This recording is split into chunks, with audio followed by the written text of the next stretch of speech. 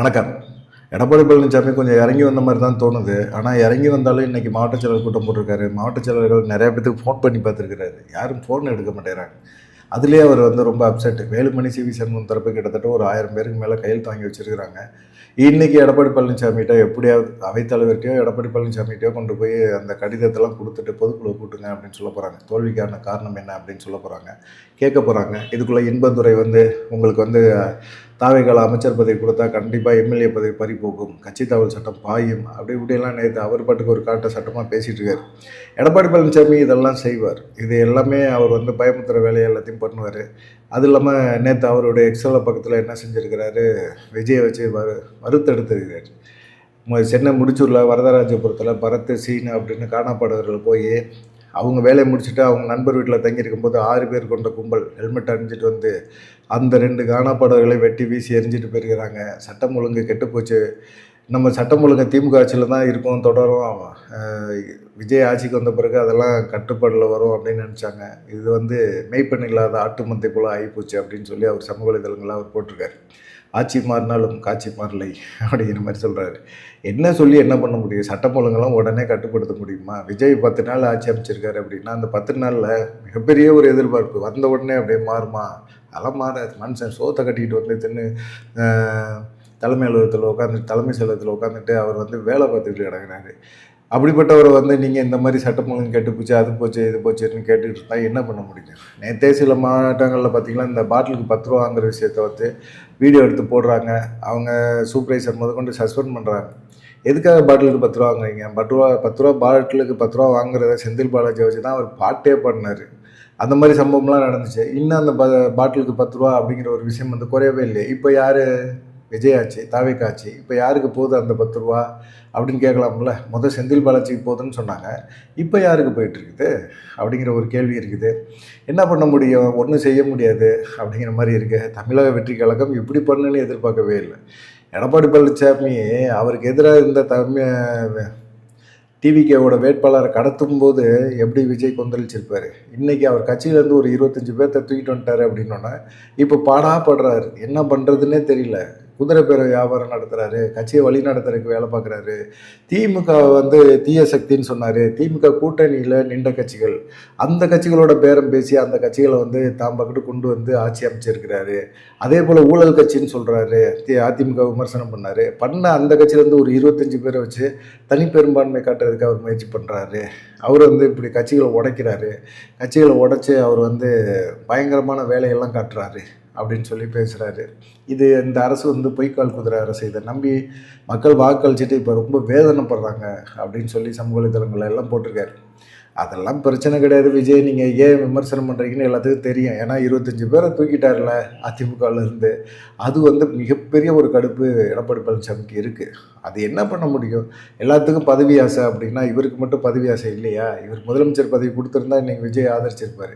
வாங்க நீங்கள் முதலமைச்சர் பதவியில் நீங்கள் உட்காந்துக்கங்க, மீதி அமைச்சர் பதவியை நான் பார்த்துக்கிறேன் அப்படின்னா எடப்பாடி பழனிசாமி ஓகே சொல்லியிருப்பார்.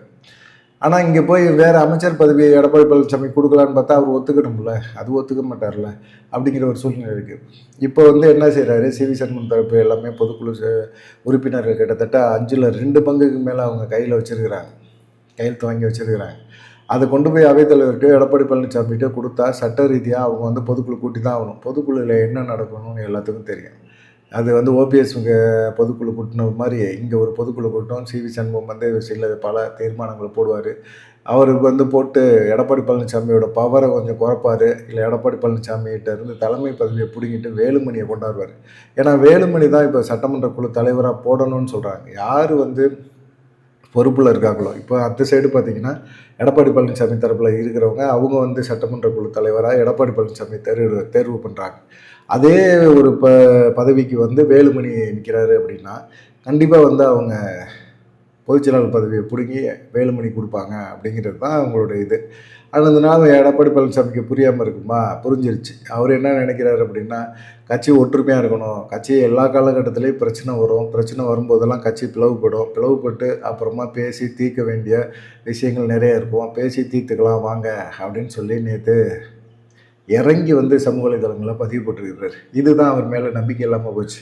ஏன்னு கேட்டிங்கன்னா, இந்த மனுஷன் இறங்கி வர மாதிரியே இல்லை, எல்லாத்துக்கும் துரோகம் பண்ணுவார். இறங்கி வர மாதிரி வந்து அந்த இதை வந்து பயன்படுத்திக்கிட்டு டக்குன்னு அதுலேருந்து வேறு மாதிரி அவர் வந்து துரோகம் பண்ணுறதுக்கான செயல்பாடுகளில் இறங்குவார் அப்படிங்கிறது தான். இப்போ வேலுமணி, சிவி சண்முகம் இவங்க தரப்பில் எல்லாம் சொல்கிற ஒரே விஷயம் என்னென்னா, சசிகலா, தினகரன், ஓபிஎஸ் இனிமேல் வருவாரா வரமாட்டாரான்லாம் தெரியாது. அவர் திமுகவில் போய் செட்டில் ஆகிட்டார்.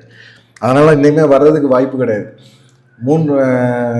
அதே போல் வந்து செங்கோட்டையன் தாவேகால முக்கியமான தலைவர்களை ஒருத்தராக மாறிட்டார் அவர். இதெல்லாம் யார் பண்ணது? எடப்பாடி பழனிசாமி அதிமுகலேருந்து ஓரம் கட்டினது. செங்கோட்டையன் என்ன தப்பு பண்ணார்?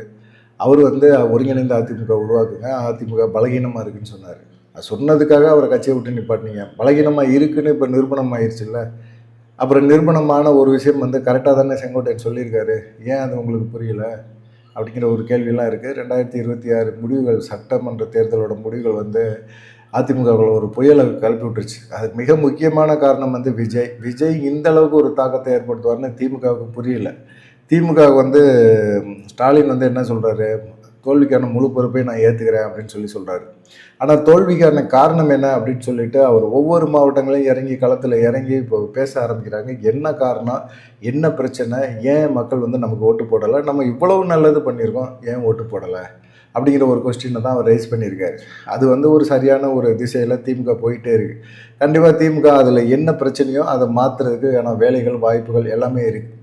ஆனால் இங்கே விஜய் வந்து இவ்வளோ தூரம் தாக்கத்தை ஏற்படுத்துகிற காரணம் விஜய் மட்டும்தான். ஏன்னா அவங்க வேட்பாளர் யாருன்னே யாருக்குமே தெரியாது, நிறைய பேருக்கு தெரியாது, வேட்பாளர் யாருன்னே தெரியாது. ஆனால் அந்த வேட்பாளர் வந்து ஜெயிச்சிருக்கிறாரு, எம்எல்ஏ ஆகிருக்காரு. அவருங்க இப்போ போய் ஒவ்வொரு தொகுதியிலும் போய் அவங்க பண்ணுற அலப்புறம் இருக்குல்ல, அது பயங்கரமாக இருக்குது. முன்னாலே ஜெயிச்ச திராவிட கட்சிகள் எம்எல்ஏக்கெல்லாம் இந்த மாதிரிலாம் செய்ய மாட்டாங்க. சரி பார்த்துக்கலாம்ப்பா அப்படின்னு சொல்லிட்டு கூட இருக்கிற ஆட்களை அனுப்பிச்சி விடுவாங்க. இவங்கெல்லாம் என்ன செய்கிறாங்கன்னா, கவர்மெண்ட் ஆஸ்பத்திரிக்கு போகிறாங்க, கக்கூஸை போய் பார்க்குறாங்க. என்ன கக்கூஸ் இப்படி கிடக்குது, உடனே அதிகாரிக்கு ஃபோன் போட்டு, ஜெய்க்கு ஃபோன் போட்டு வர சொல்லுங்க, உடனே வேலையை பாருங்கள், ஏன் பண்ண மாட்டீங்களா அப்படின்னு சொல்லி சின்ன பொடி பசங்க எம்எல்ஏ வந்துட்டு பெரிய பெரிய அதிகாரிகளை மிரட்டுறாங்க. இது அதிகாரிகளை பற்றி உங்களுக்கு தெரியாதுல்ல, போக போக தானே அதிகாரிகள் என்னென்ன வேலை காட்டுவாங்கன்னு தெரியும். அவங்க அதிகாரிகளை மிரட்டுறாங்க. இதெல்லாம் பார்க்கும்போது சினிமாத்தனமாக தான் தெரியுது, இது யதார்த்தமாக தெரியல, சினிமாத்தனமாக தான் தெரியுது. பார்க்கலாம் என்ன நடக்கும் அப்படின்னு சொல்லிட்டு. இப்போ வந்து சிவி சண்முகம் தரப்பு வந்து பொதுக்குழுவை கூட்டணுங்கிறாங்க. இங்கே வந்து மாவட்ட செயலர் கூட்டியிருக்கிறாரு.